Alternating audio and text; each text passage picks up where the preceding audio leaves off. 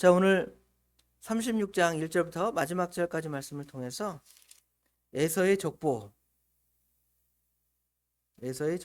제목으로 하나님의 말씀을 상고하겠습니다. 창세기를 공부하는 과정에서 보면 이름만 나열된 장들이 있습니다. 예를 들어 5장, 10장, 오늘 36장 이렇게 보면 이름만 나열되어 있고, 이게 과연 뭐하러 그것까지 굳이 적었는가? 이 사람들이 믿음의 사람들의 족보라면 이것을 다 적어도 괜찮겠다 그랬는데, 심지어 믿음의 사람들의 족보가 아니라 믿음에서 탈락된 사람들의 족보를 이렇게 쭉 나열하고 있는 것을 볼 수가 있습니다. 왜 하나님의 말씀이 믿는 사람뿐만 아니라 믿지 않는 자들의, 하나님의 그 은혜에서 탈락된 자들의 족보까지 자세하게 기록했을까? 이것을 우리가 이 36장을 생각해 보면서 잠깐 생각해 봅니다.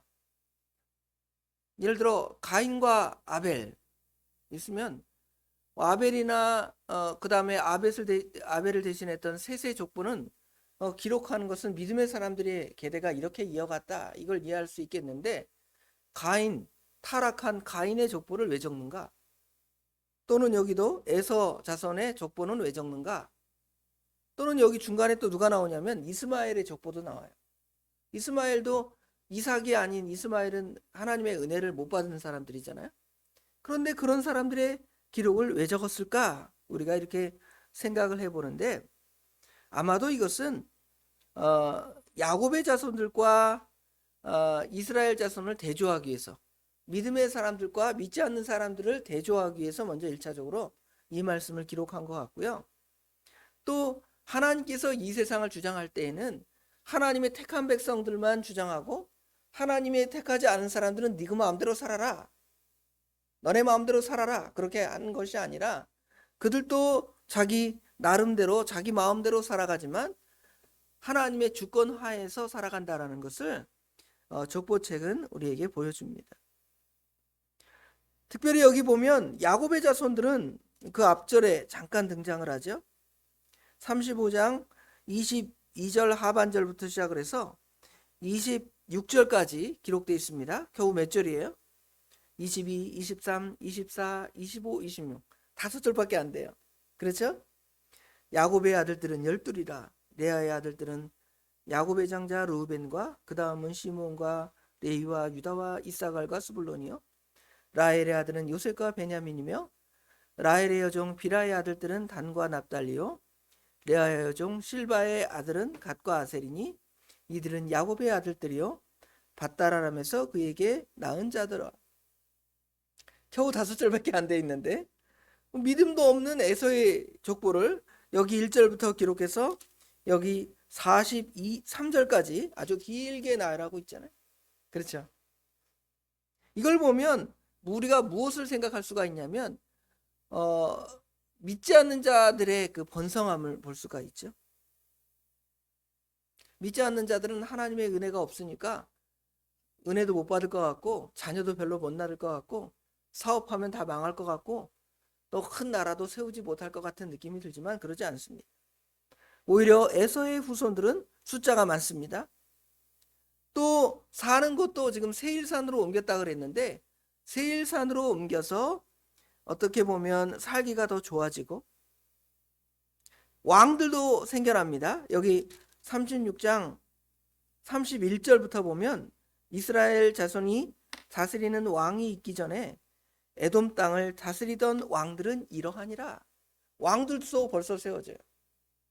이스라엘은 이후에 벌써 후에 한 700년이나 800년 지나면 겨우 사울왕, 다윗왕, 이때 왕이 세워지는데, 에돔은 이스라엘 자손을 왕이 다스리기 전에 벌써 왕이 세워지고, 그 왕에 의해서 중앙 집권적으로 이방 나라와 싸우고 대적할 수 있는 강력한 군사력이나 어떤 부족들을 통합하는 그러한 능력이 이 에돔 지역에 있었음을 보여주는 거예요.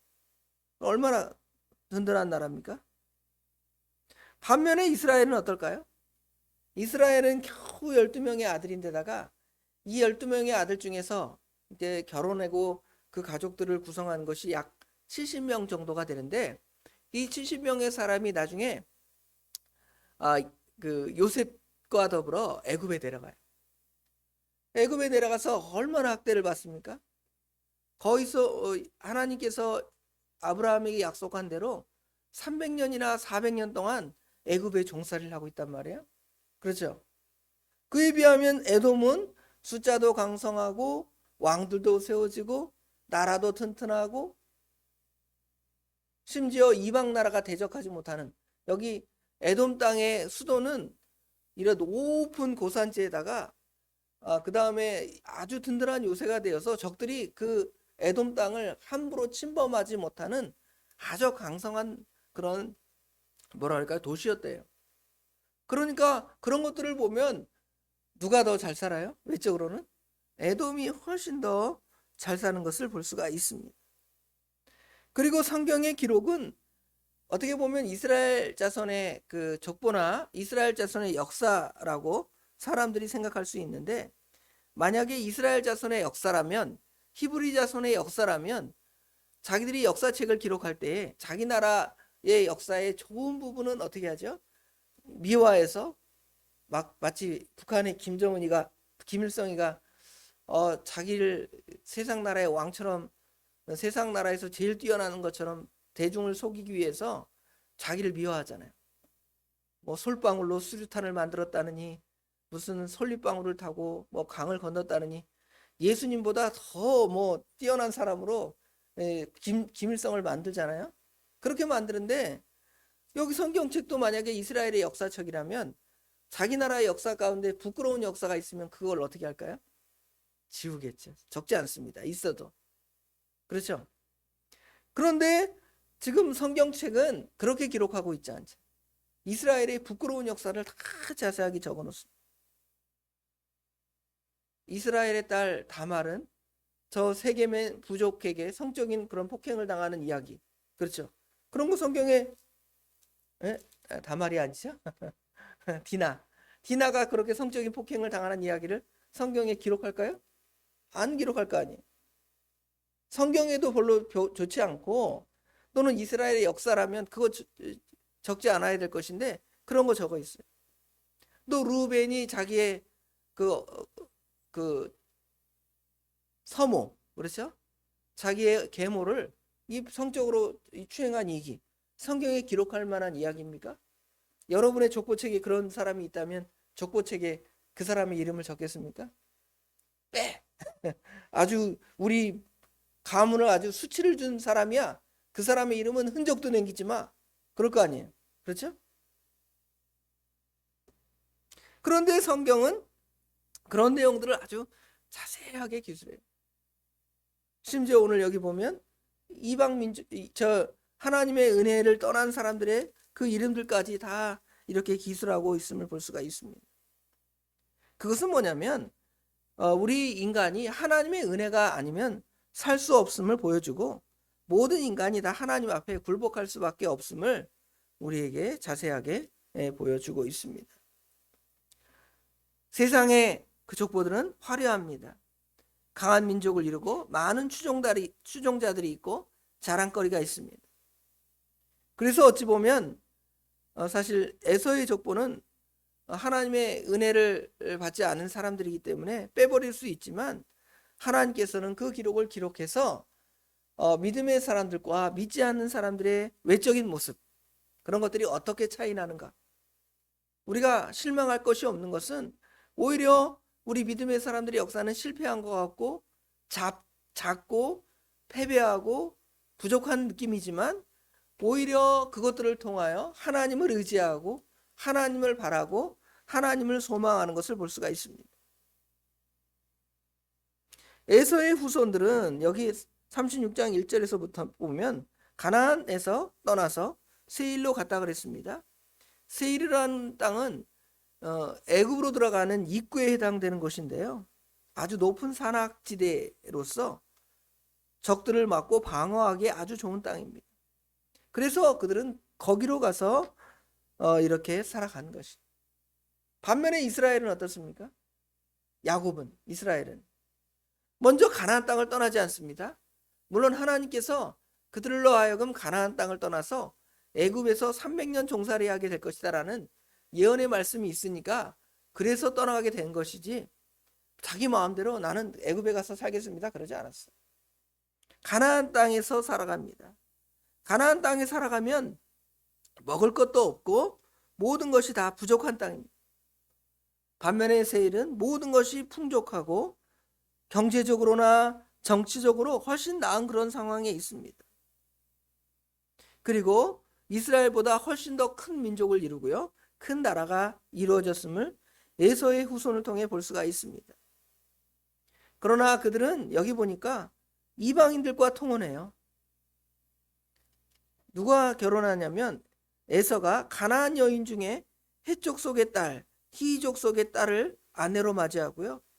또 아브라함의 아들이지만 이삭의 계통이 아니라 이스마엘의 계통인 이스마엘의 딸 느바요스를 아내로 맞이하는 그러한 일이 벌어지고 하나님께서 정해주신 그 지역을 떠나서 가나안 땅을 떠나서 세일 땅에 이르고요.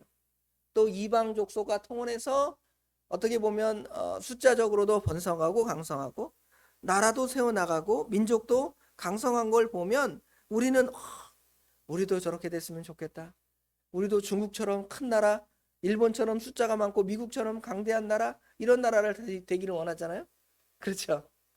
연약하고 이방에게 핍박을 받고 침공을 받고 침입을 받는 나라 별로 되기를 원하지 않잖아요. 그런데 그렇다 할지라도 그렇게 약하고 힘들고 괴롭힘을 당한다 할지라도 이스라엘은 누구와 함께하는 나라예요? 하나님이 함께하는 나라. 하나님의 은혜가 임하는 나라예요. 반면에 에서는 외적으로 강성하지만 그 나라는 하나님의 은혜가 없는 나라고 하나님의 심판을 받을 나라예요. 그걸 생각하면 우리는 세상 사람의 강성함을 바라보고 하나님 나라가 왜 이렇게 약합니까? 그렇게 좌절하거나 낙심할 필요가 없다라는 것을 이러한 족보를 통해서 우리가 볼 수가 있습니다. 그리고 이렇게 연약한 나라니까 이 연약한 나라는 누구를 늘 생각하게 되냐면 우리 하나님을 생각할 것뿐만 아니라 하나님께서 약속하신 누구를 기다리는 거예요? 메시아, 예수 그리스도를 기다리는 민족이 되는 거예요. 세상에 무슨 징기스칸이나 그죠 알렉산더 대왕이나 이런 나라의 왕들이 있다면 그 나라에서 무슨 메시아, 이 땅을 구원할 메시아를 그 땅에서 기다리겠습니까? 우리는 종족적으로 번성하고 세계를 정복하는 나라인데 우리나라가 무슨 누구에게 굴복을 받고 누구에게 침입을 받는가? 오히려 교만할 수가 있습니다. 그러나 이스라엘의 족보는 연약하고 부족하고 침입받고 포로로 잡혀가고 하나님께 잘못하면 징계를 받고 그런 역사가 이 성경책에 쭉 기록되어 있잖아요. 그걸 통해서 인간 나라는 아무것도 아니구나. 하나님께서 허락하신 메시아를 소망하고 메시아를 대망하는 나라를 지금 이스라엘은 구약 역사는 우리에게 보여주고 있습니다. 그래서 우리는 이 창세기 36장 전체를 통해서 우리가 여기 이름들 달달 외우거나 이 나라가 이렇다 저 나라가 저렇다 이런 왕이 세워졌다 이게 중요한 것이 아니라 하나님께서는 이 세상 나라의 역사를 주관하시는 하나님, 이스라엘만 하나님이 주장하시는 것이 아니라 에돔 땅, 애굽 땅, 그렇죠? 바벨론 땅 이런 나라를 다 주관하시는 하나님이심을 우리가 이런 족보를 통해 볼 수가 있고요. 또 우리의 족보가 우리 믿음의 사람들의 족보가 보잘것없고 연약해 보인다 할지라도 우리는 누구와 함께 합니까? 하나님이 함께하고 또 우리는 누구를 바라보냐면 우리의 영적인 왕이신 하나님 예수 그리스도를 바라보고 믿음으로 승리해 가는 거예요. 그래서 우리는 악인의 형통함, 악인의 잘됨, 악인의 번성함을 부러워하는 것이 아니라 오히려 우리의 연약함을 바라보고 우리의 영원하신 왕 아브라함과 다윗의 자손 예수 그리스도의 족보책이다 그러죠. 이거는 이스라엘의 족보책이지만 사실은 이스라엘의 족보책일 뿐만 아니라 우리 믿음의 사람들의 족보책이에요.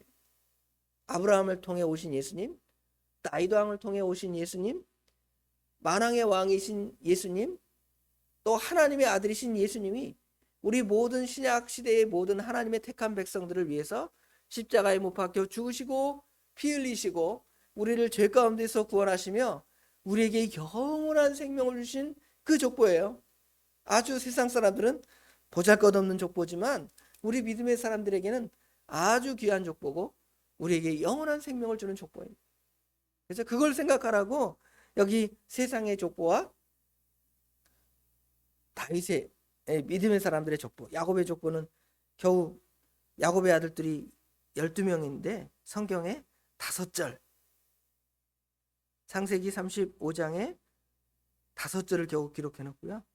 에서 자손은 숫자적으로 번성했는데 무려 성경에 40절이나 그렇게 기록해 놓은 거예요.